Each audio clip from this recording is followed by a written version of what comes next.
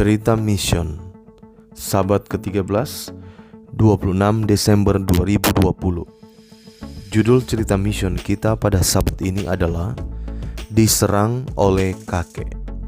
Diceritakan oleh Kajal Kanojola, 14 tahun, dari India.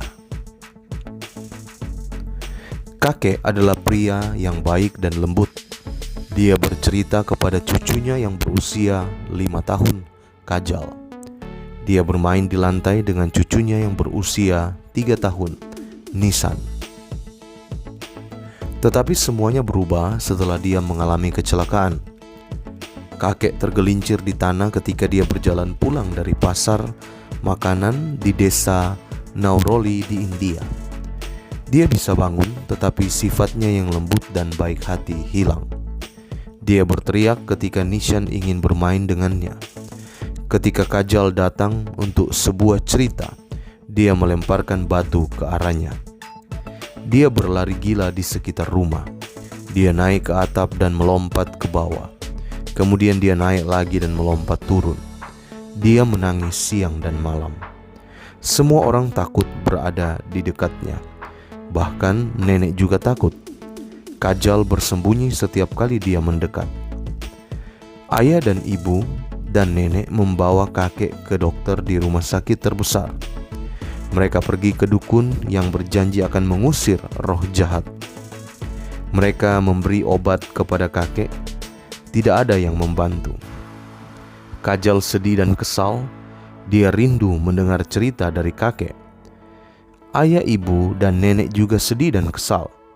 Dan mereka tidak suka ketika kakek mengambil dewa batu mereka dari kuil kecil di rumah dan melemparkan batu itu ke arah mereka. "Mengapakah dewa kita tidak bisa membantu kakek?" ibu bertanya.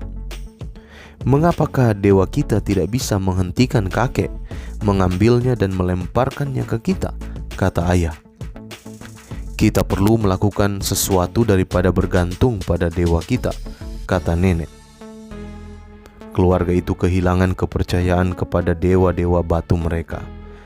Tetapi mereka terus berusaha menemukan obat dan akhirnya pindah dari desa ke kota besar, Varanasi, untuk mencari perawatan medis bagi kakek. Kajal senang pindah ke kamar sewaan kecil bersama orang tua, kakek, nenek, dan saudara lelakinya. Dia berharap kakek akan sembuh dan dapat menceritakan kisah sekali lagi.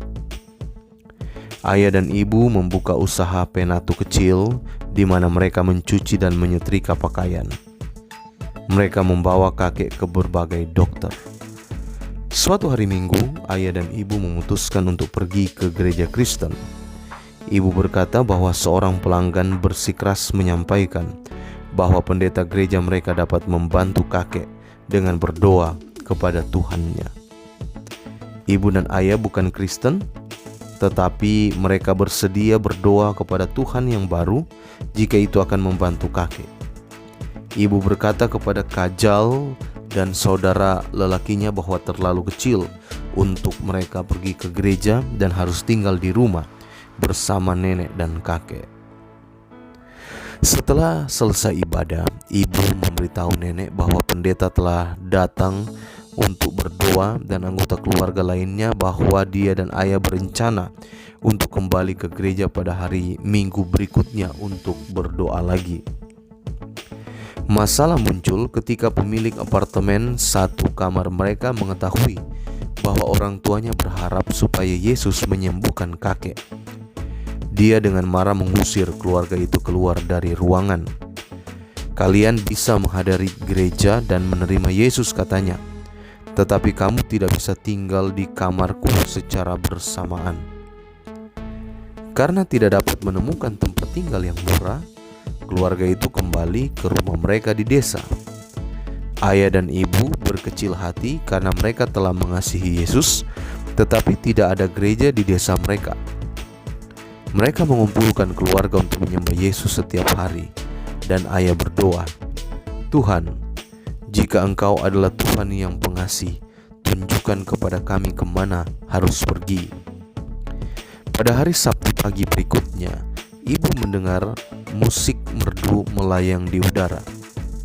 Dia melangkah ke halaman di luar rumah mereka dan melihat orang-orang bernyanyi di sebuah rumah di seberang jalan. "Apakah yang terjadi di sana?" dia bertanya kepada tetangga. "Mereka beribadah," jawab tetangga itu.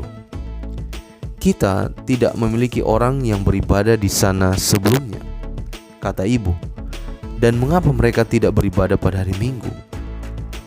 "Aku tidak tahu," kata tetangga itu, "tetapi ibadah sedang berlangsung." Pada saat itu, tetangga lain meninggalkan rumahnya dan mendengar percakapan itu. "Ayo, aku akan membawamu ke rumah itu," kata tetangga, Jira. Dia adalah seorang Advent. Jira memperkenalkan ibu kepada pendeta Advent yang mengundangnya untuk beribadah dengan orang lain di gereja rumah. Dia setuju, tetapi bertanya-tanya mengapa mereka beribadah pada hari Sabtu dan bukan pada hari Minggu. Di akhir kebaktian, dia bertanya kepada pendeta, "Kenapa kalian beribadah pada hari Sabtu?" Dia berkata, "Semua orang Kristen beribadah pada hari Minggu, tetapi Anda beribadah pada hari Sabtu. Mengapa?" "Saya menunjukkan kepada Anda dari Alkitab," kata pendeta. Minggu itu, ayah, ibu, dan nenek mulai mengikuti pelajaran Alkitab. Dimulai dengan penciptaan ketika Allah menguduskan hari ketujuh dan menjadikannya suci. Ketiga, memberi hati mereka kepada Yesus. Sayangnya kakek tidak pernah sembuh dari penyakitnya. Dia meninggal selama periode waktu di mana keluarga itu mengambil pelajaran Alkitab. Sementara Kajal tidak pernah mendengar kakek menceritakan kisah lain. Dia senang memiliki Alkitab yang berisi kisah-kisah yang lebih baik daripada yang pernah diceritakan oleh kakek. Saat ini dia berusia 14 tahun dan belajar Alkitab dengan saudara lelakinya yang berusia 12 tahun di sekolah berasrama Advent hari ke-7 di Varanasi, yang akan menerima bagian dari persembahan Sabat ke-13 untuk memperluas asrama. "Saya suka bernyanyi, belajar Alkitab, dan berdoa di sekolah," kata Kajal. Dengan asrama yang lebih besar, lebih banyak anak dapat menikmati menyanyi, belajar Alkitab, dan berdoa. Terima kasih atas persembahan dermawan Anda untuk membantu sekolah Kajal di Varanasi dan proyek Sabat ke-13 lainnya di India saat ini. Terima kasih telah membantu orang-orang India yang berharga mendengar kisah Yesus yang mengubah hidup. Proyek Sabat ke-13 yang akan datang triwulan depan akan menampilkan divisi Euro Asia, membangun prasarana sekolah berlantai 2, sekolah dasar dan sekolah menengah atas di kampus Universitas Advent Saoski di wilayah Tula, Rusia.